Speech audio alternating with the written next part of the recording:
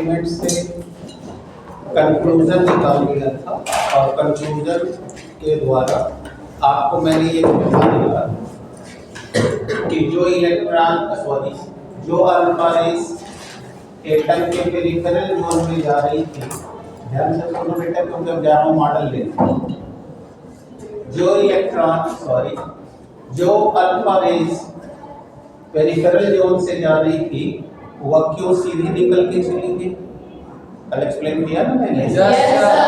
और बीच में जो रेस थी वह उस पार नहीं गई, क्यों नहीं गई उसको भी कल एक्सप्लेन कर दिया। कोई डाउट्स है? No sir. सबको याद है क्यों नहीं जा रहा था? Yes sir. गुड। तो अब हमने कल के उस डिस्कस में ये जान लिया है कि न्यूक्लियस के अंदर कौन कौन पार्टिकल रह रहे हैं और न्यूक्लियस के बाहर कौन कौन पार्टिकल्स हैं। कल का जान चुके हैं आप? Yes sir. क्योंकि यही हमने उसमें आपको दिखाया। अब आइए उसके आधार पर मॉडल खींचते हैं। तो देखिए रदरफोर्ड का मॉडल क्या कहता है। रदरफोर्ड्स मॉडल, अब ध्यान से सुनिए, तब फिर मैं इंग्लिश हिंदी शास्त्र बोलता रहूंगा। तो कल के बनाए गए डिस्कशन और डिस्कस से आपने सीखा कि रदरफोर्ड ने बताया कि हर एटम के सेंट्रल पार्ट में एक सॉलिड पार्ट होता है, जिस सॉलिड पार्ट को हम लोग क्या कहते हैं? न्यूक्लियस। अब कल का ध्यान चुकी हो कि यह न्यूक्लियस पॉजिटिवली चार्ज होता है। क्यों पॉजिटिवली चार्ज होता है? तो कल मैंने एक्सप्लेन किया, क्योंकि इसका जो न्यूक्लियस है वो दो फंडामेंटल पार्टिकल से मिलकर के बना है, एक प्रोटॉन और एक न्यूट्रॉन। और आप पढ़े हो कल का कि न्यूट्रॉन पर कोई चार्ज नहीं होता, ये न्यूट्रल होता है, और प्रोटॉन पर प्लस चार्ज होता है, और इसी प्रोटॉन के पॉजिटिव चार्ज होने के कारण न्यूक्लियस भी पॉजिटिवली चार्ज होता है। कंफर्म हो गया? Yes sir. अब इतनी बात को इंग्लिश में सुन लो। According to Rutherford's model, now it is obvious that each of the atom has a solid part in its central portion, which is called nucleus. first point. Confirm हो गया? Yes. उठाओ बेटा पैर से मिल जाए, पैर से सरस्वती नहीं चले। अब देखिए अगर हमने जो बातें भी आपको समझाई, देखिए यहाँ लिखने जा रहा हूँ। दिस मॉडल स्टेट दैट, आप लोग को आ रहा है तो साथ में बोलिए कि, क्योंकि अभी कल के डिस्कशन से आज आपको एकदम आसान हो जाने वाला है। कोई डाउट नहीं ना है? No sir. देखिए कैसे बोलूँगा। दिस मॉडल स्टेट्स दैट, अब देखिए क्या ये स्टेट कर रहा है, हम एक एक करके आपको समझाते दिखाते चले जा रहे हैं। एनी डाउट बेटा? No sir. अब क्या स्टेट कर रहा है कि ईच ऑफ एटम, या ईच एटम भी कह सकते हो इजी करने के लिए। Each atom has a solid part, very good, in its centre. which is called nucleus. nucleus। अब बताओ कठिन तो नहीं लग रहा है? No sir. अब कल डिस्कशन जो सीखे हो वही तुम्हें ये सिखाना है। अब इसमें तुम कहीं मेहनत नहीं कर रहे। अगर कोई कल एब्सेंट रहा हो तो उसकी अपनी समस्या है। Let's watch. Each atom has a solid part in its center, which is called nucleus. अब सेकंड पॉइंट, सेकंड में नहीं कहा कि ये न्यूक्लियस पॉजिटिवली चार्ज होता है, ऐसा कहा ना मैंने? Yes sir. तो यहाँ लिख रहा हूँ nucleus is positively charge. Positively charge. अब सवाल उठेगा क्यों पॉजिटिवली चार्ज है? तो कल के डिस्कशन में मैंने बताया ना कि वो अल्फा क्यों वापस चला गया था। तो आपको पता है कि ये न्यूक्लियस इसलिए पॉजिटिवली है क्योंकि ये दो फंडामेंटल पार्टिकल से बना हुआ है। तब यहाँ लिख रहा हूँ nucleus is consisted by two fundamental particles. बहुत कमाल है बेटा, बड़ा अच्छा बता रही हो। by two fundamental particles कौन कौन? Proton and neutron. अब आपको पता है कि प्रोटॉन पॉजिटिवली चार्ज है और उसी के पॉजिटिवली चार्ज होने से न्यूक्लियस भी पॉजिटिवली चार्ज होता है। Yes sir. प्रोटॉन है न्यूट्रॉन। अब आज से आपको एक कंपटीशन की भी बात बताता हूँ। न्यूक्लियस जिससे बना है वो है प्रोटॉन और न्यूट्रॉन। अगर इन दोनों को हम बोलेंगे न्यूक्लियॉन्स। क्या बोलेंगे? न्यूक्लियॉन्स। अगर पेपर में आ गया कि व्हाट इज द न्यूक्लियॉन्स तो क्या कहोगे? Nucleons is that particle by which nucleus is consistent. यानी न्यूक्लियॉन्स वो पार्टिकल होते हैं जिससे न्यूक्लियस बना होता है। तो न्यूक्लियस बना है दो फंडामेंटल पार्टिकल से, प्रोटॉन और न्यूट्रॉन से। तो प्रोटॉन को भी न्यूक्लियॉन्स पढ़ेंगे और न्यूट्रॉन को भी न्यूक्लियॉन्स। तो अगर पेपर में आ गया कि न्यूक्लियॉन्स कितने होते हैं तो कितने बताएंगे? कौन कौन? और पूछ दिया जाए न्यूक्लियस पॉजिटिवली चार्ज क्यों होता है तो क्या बताएंगे? प्रोटॉन के कारण, क्योंकि न्यूक्लियस प्रोटॉन और न्यूट्रॉन से बना है। न्यूट्रॉन पर कोई चार्ज नहीं है और प्रोटॉन पर पॉजिटिव चार्ज है, इसीलिए न्यूक्लियस भी पॉजिटिव चार्ज। आ गया बेटे? Yes sir.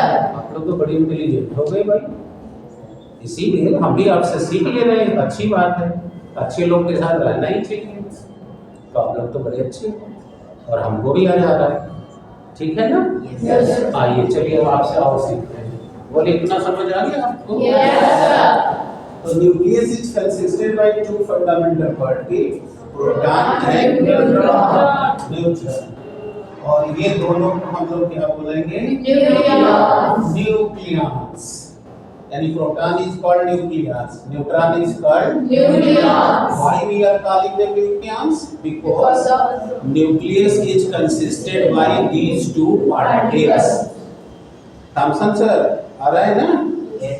तो because of this one, because nucleus is consisted by two particles, and these two particles by which nucleus is consisted, that is called the nucleons. So that's why proton will be also called nucleon and neutron will be also called nucleons. And second thing, why is the nucleus positively charged? So I will say nucleus is consisted by nucleons in which neutron doesn't have any charges.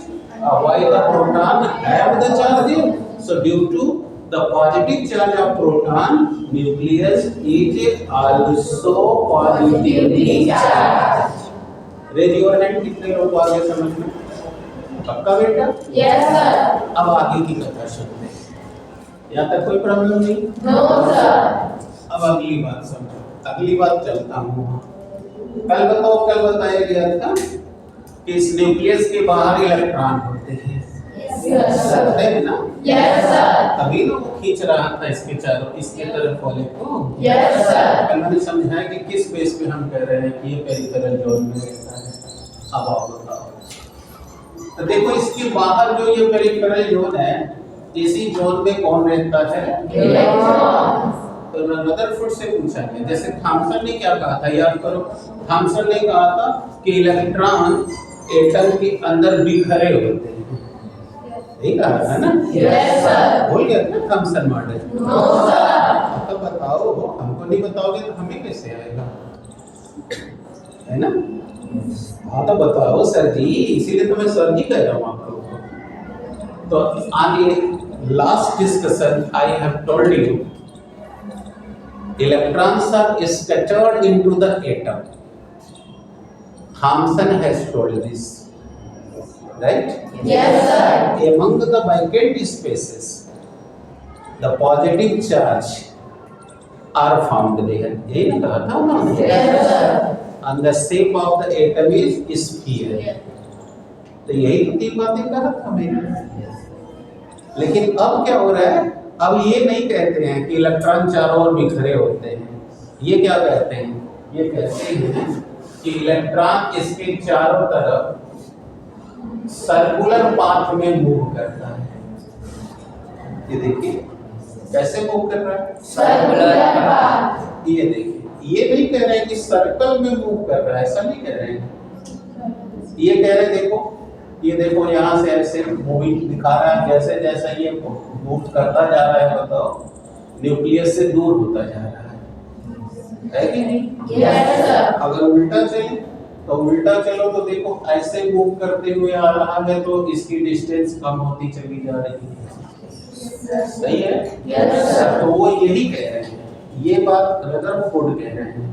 Thompson ने तो कहा था scattered रहता है, याद है ना? Yes, sir. तो न भूले, उसके लिए मैंने वाटर मेलन का एग्जांपल दिया था। Yes, sir. और जैसे बताया था, जैसे तरबूज के अंदर बीज इधर उधर बिखरे रहते हैं, याद है ना सबको? Yes, sir. तो आइए देखिए फोर्थ पॉइंट में। देखिए फोर्थ पॉइंट में कह रहे हैं कि electrons are found outside of the nucleus, outside of the Nucleus. in empty spaces, in empty Spaces. क्या कहते हैं कि इलेक्ट्रॉन न्यूक्लियस के बाहर खाली जगह में होते हैं, राइट है?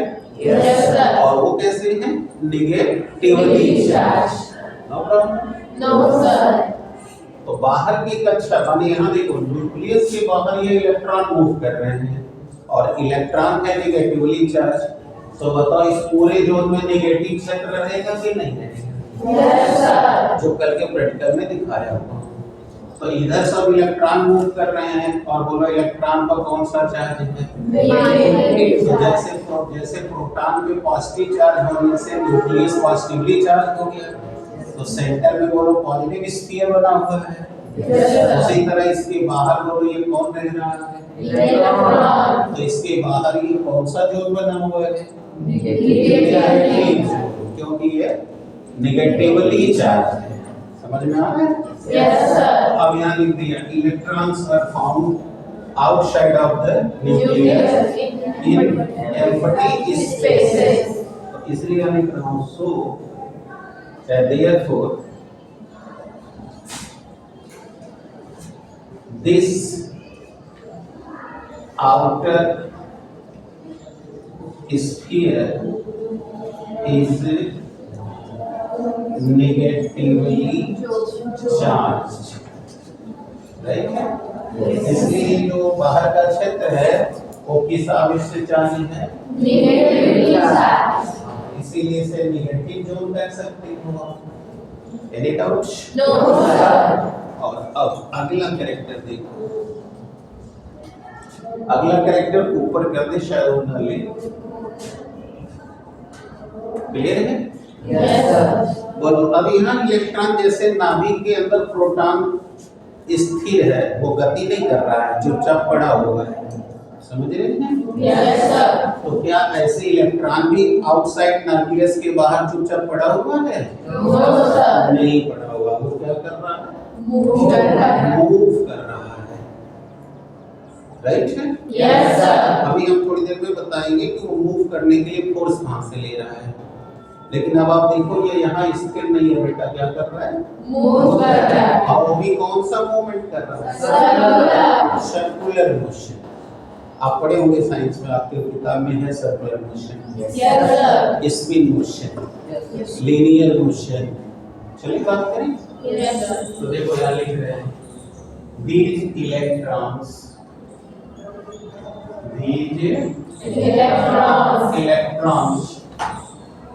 are making तो बोली कि अभी पढ़ा रहे हैं, अभी दूसरा पीरियड तक बैठे तो हम आते हैं।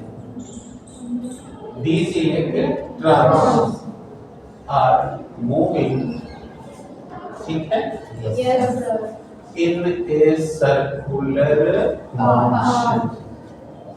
देख रहे हैं बेटा, Yes, sir. ये क्या कर रहे हैं? सर्कुलर मोशन में मूव कर रहे हैं, ठीक है।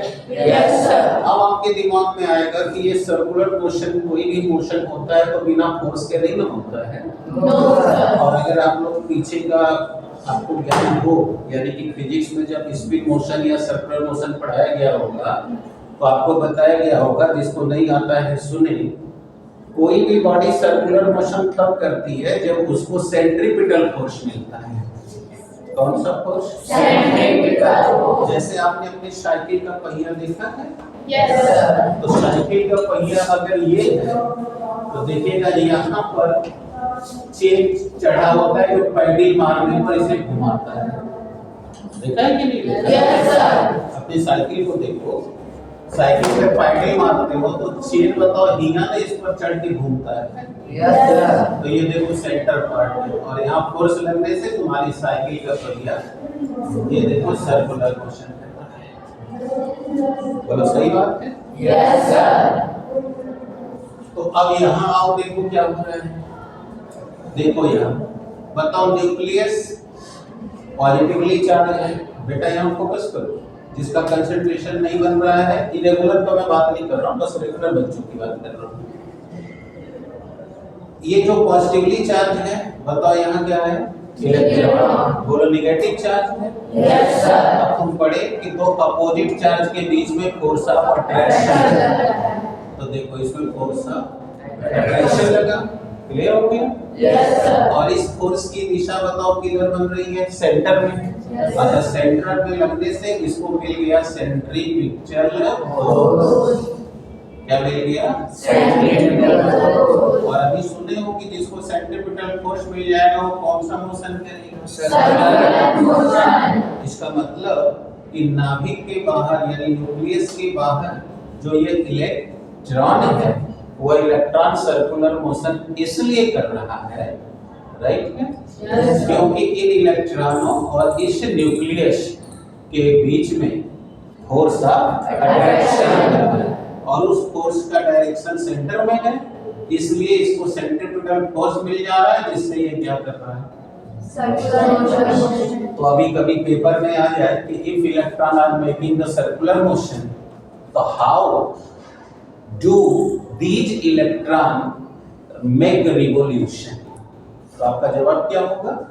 Electrons are having the negative charge, nucleus have the positive charge, तो there are force of attraction act between them, and this direction of this force is towards the center, so it get the centripetal force by which it make the circular motion.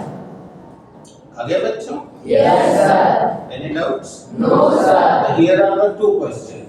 यहाँ दो सवाल है कि यह circular motion क्यों कर रहा है, तो आप कहोगे सेंट्रीपिटल फोर्स पाने के कारण कर रहा है, और दूसरा क्वेश्चन कि सेंट्रीपिटल फोर्स पा कहां से रहा है, तब आप कहोगे फोर्स ऑफ अट्रैक्शन जो न्यूक्लियस और इलेक्ट्रॉन के बीच लग रहा है। क्यों लग रहा है? क्योंकि दोनों अपोजिट चार्ज है। सही है बेटे? Yes, sir. इससे ये सेंट्रीपिटल फोर्स पा करके क्या कर रहा है? सर्कुलर मोशन कर रहा है। ठीक बात है? Yes, sir. तो देखो यहाँ लिख दिया हूँ कि these electrons are moving in a circular Motion. अब जरा देखना कि अब क्या होगा। अब पकड़ो, जब ये इसको इधर खींच रहा है तो बोलो इसको इसमें गिर जाना चाहिए? Yes, sir. नहीं गिर जाना चाहिए, Yes, sir. क्योंकि आपको पता है कि जिधर फोर्स अप्लाई होता है बॉडी उधर ही डिस्प्लेस होती है। जैसे ये देखो, ये देख रहे हो, अब मैं फोर्स इधर लगाऊंगा तो बोलो क्या ये इधर भागेगा? No, sir. देखो ये फोर्स अप्लाई किया, देखो फोर्स के डायरेक्शन में डिस्प्लेस हो गया ना। Yes, sir.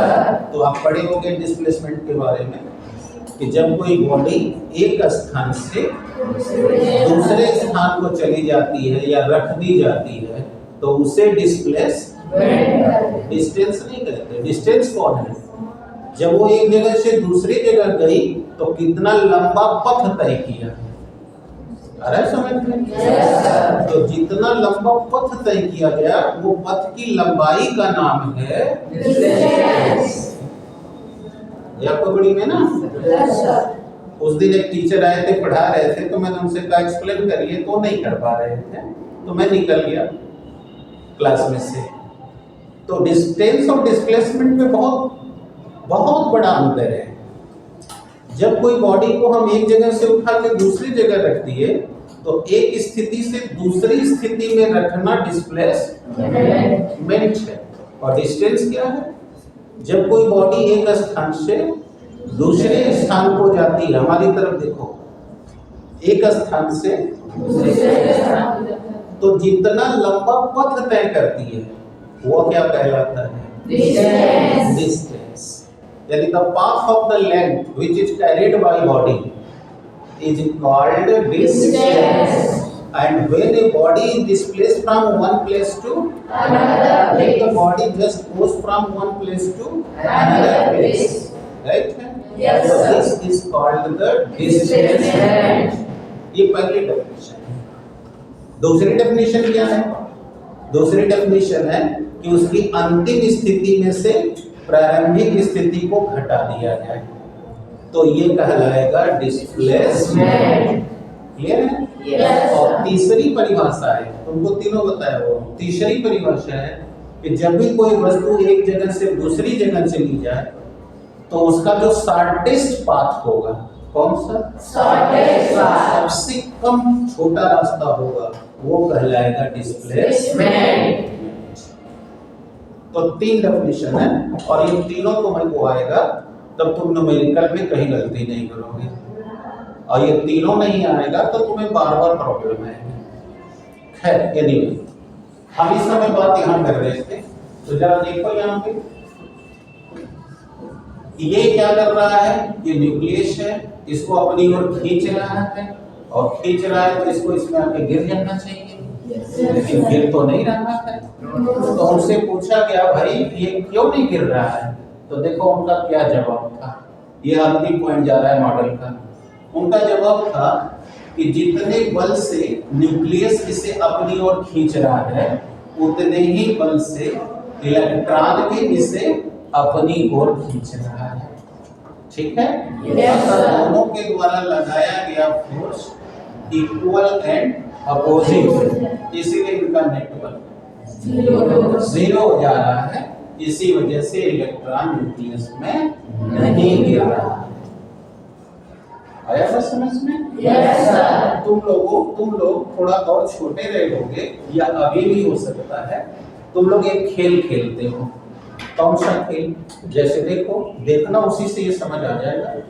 एक लड़की, जैसे रेसेस का टाइम है, तुम लोग खेलने के मूड में हो, तो क्लास के बाहर एक लड़की ऐसे हाथ करती है और इसके अपोजिट वाली लड़की बताओ ऐसे हाथ करती है, और दोनों एक दूसरे को अपनी ओर खींच के बोलो ऐसे नाचते हैं ना। Yes, sir. ये खेल खेले हो कि नहीं खेले? Yes, sir.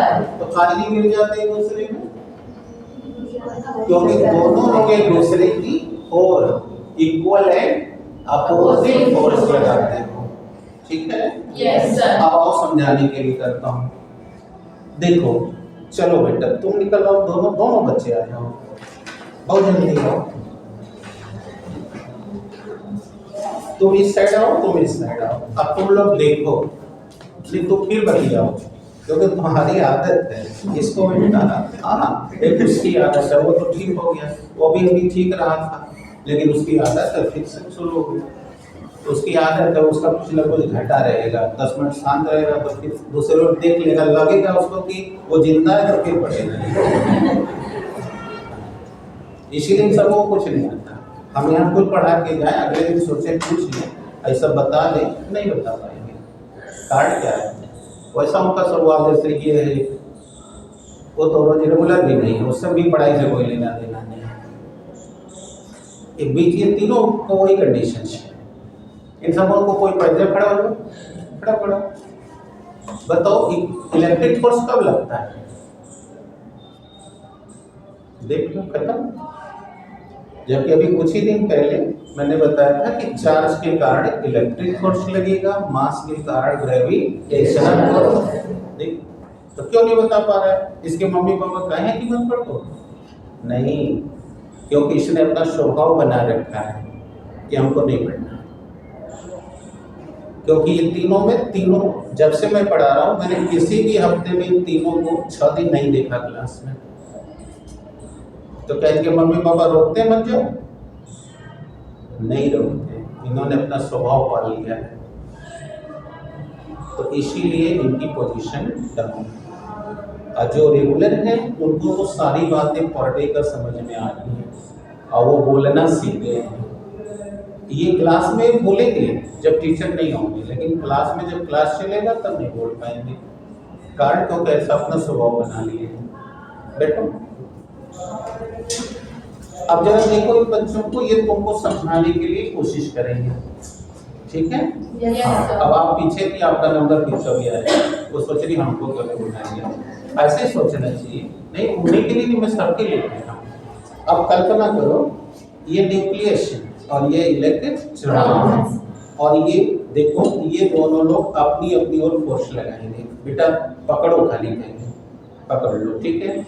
अब सोचो, अगर इनका फोर्स ज्यादा रहा तो ये बताओ इनकी ओर जाएगा या इनकी ओर जाएगा? इनकी ओर जाएगा। जरा खींच लीजिए, थोड़ा बल कम लगाइए। हाँ, खिंचा रहा है ना? देखिए खा पी के आई है। अभी आप हंसिए नहीं, थोड़ा सा इसको पकड़िए। अब चूंकि ये भी खा पी के आई है ना, इसलिए अब ये अपनी ओर खींचेंगे और आप खींचिएगा नहीं, इधर जाने दीजिएगा। खींचो बेटा, नहीं ऐसे पकड़े हो, खींचो, ऐसे खींचो। अब सोचो, अब तुम्हारे सामने ये एक्सपेरिमेंट मैंने इसलिए किया क्योंकि मैंने तुम लोग को फिजिक्स का पॉइंट नहीं पढ़ाया है, इसलिए मैं नहीं जानता कि तुमको वेक्टर का नॉलेज है कि नहीं तो वेक्टर का नॉलेज होता तो मैं ये प्रैक्टिकल नहीं करवाता।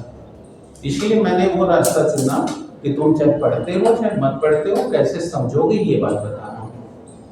अब अगर दोनों बच्चे एक दूसरे की ओर बल लगाएं और बराबर लगाएं, ठीक है?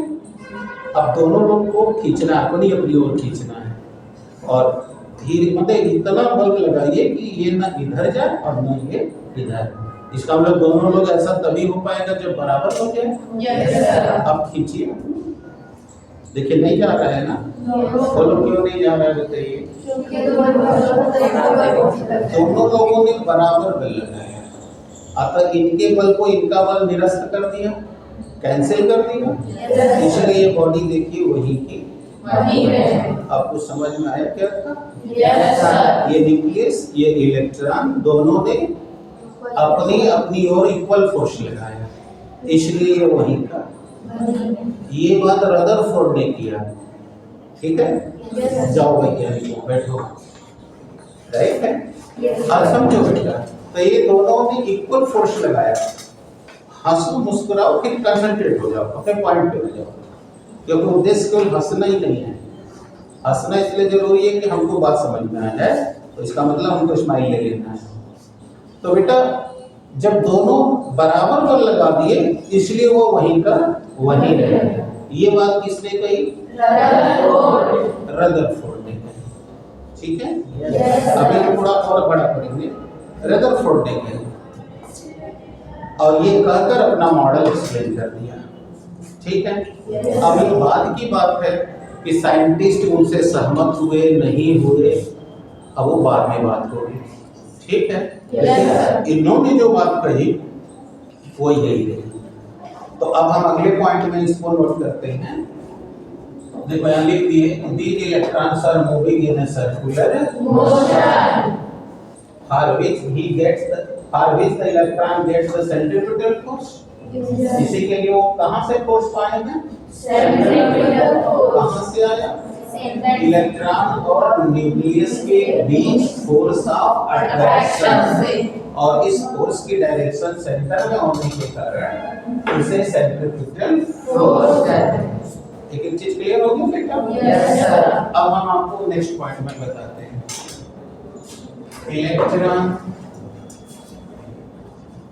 Electrons and nucleus. देखो ना, न्यूक्लियस, पुल्स। अब देखो इलेक्ट्रॉन भी और न्यूक्लियस भी दोनों क्या कर रहे हैं? दूसरे को पुल कर रहे हैं। पुल माने खींच रहे हैं।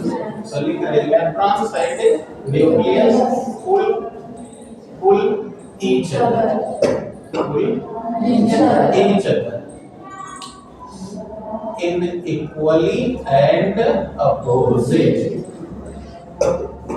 equally and Opposite.